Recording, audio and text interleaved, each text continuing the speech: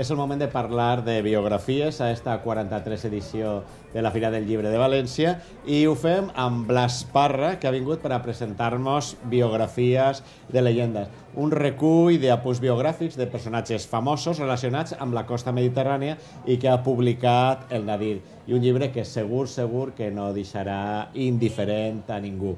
Blas, bienvenido. Muchas gracias. ¿Cómo surgió la idea de hacer un libro como biografías de leyenda? Pues surgió no de una forma preconcebida, sino a través de una serie de viajes. Me di cuenta entonces que todos los viajes tenían una línea de continuidad y me puse a ello, ¿no? Y al final surgió el libro. Son 4 historias, 4 relatos que recogen a su vez muchas otras biografías y sobre todo todo el ambiente de una época. ¿Qué personajes desfilan por las páginas de leyenda? Protagonistas de primera y protagonistas secundarios. Por ejemplo, George Sand es una protagonista de primera, el primer relato, su hijo Maurice Sand, sus relaciones con Chopin, con su hija Solange, todo el pequeño círculo de Nohant, que es donde vivía la escritora, y esto enlaza con Mallorca, las posesiones Magdemosa, las posesiones de Miramar del archiduque, y con eso entramos en el segundo relato. En el segundo relato, Luis Salvador y toda su corte, que es funda un principado agrícola, se extiende todo su dominio por la parte oeste de Mallorca y acuden pues, muchísimos personajes famosos. De hecho, se destaca la vivienda de Michael Douglas, fue del archiduque. Una de las posesiones del archiduque. Como te comentaba hace un momento, hasta el rey Juan Carlos es un admirador del archiduque y dice que le admiraba tanto por sus posesiones, que se extendían por las mejores tierras de Mallorca, como porque en su barco le visitaba Sisi. Bueno. Siempre rodeado de damas. Siempre damas hermosas. Hemos llegado al archiduque y seguimos. Seguimos del archiduque. La tercera historia pasa a Viena. Es un pequeño desvío porque si coges por el Mediterráneo es una línea que va de Mallorca a Italia y de Italia se traslada a Viena.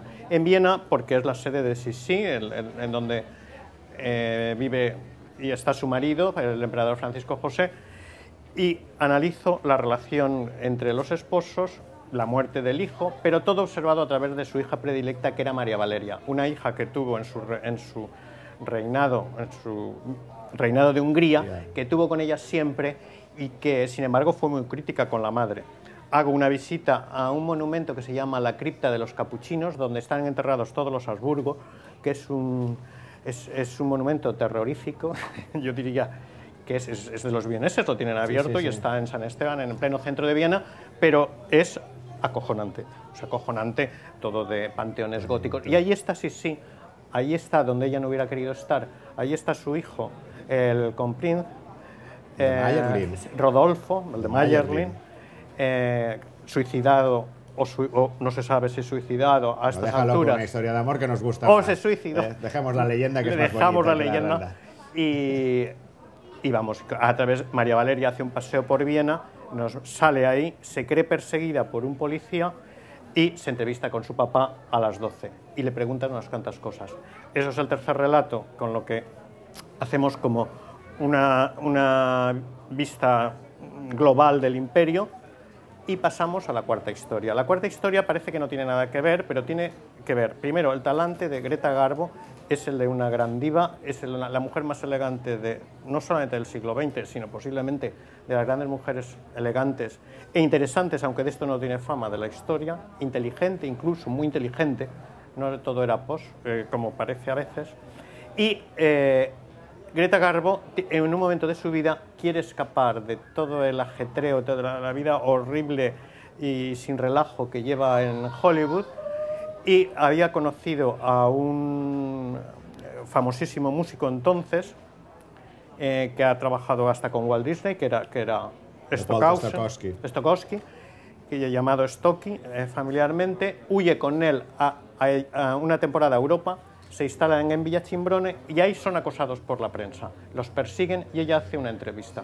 A partir de esa entrevista yo retomo a la Greta Garbo vieja en Suiza, en un hotel, recomponiendo en una noche de insomnio las escenas de su vida donde creyó o quiso o pudo ser feliz. Oye, y una escena es eso. Blas, lo que estás contando, yo tengo la percepción, ya no sé si es Blas Parra, si es una novela de Llorens Villalonga o si es una película de Visconti. Lo que...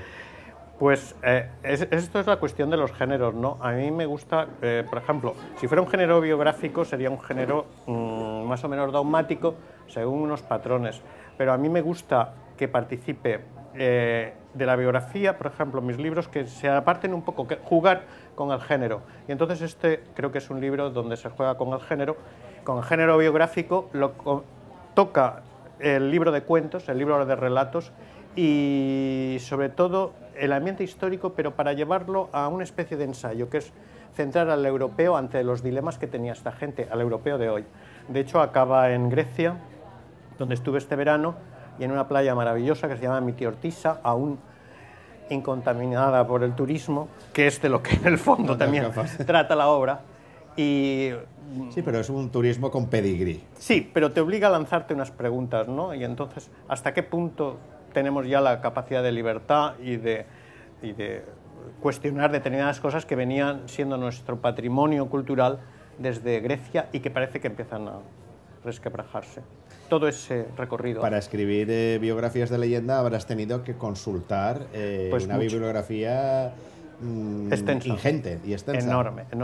Enorme porque, lo digo al final del libro, en la bibliografía, que me gusta tanto el libro banal, que me da la pista de muchas cosas, libros que se centran en el amor o simplemente en anécdotas, como el libro sesudo, ¿no?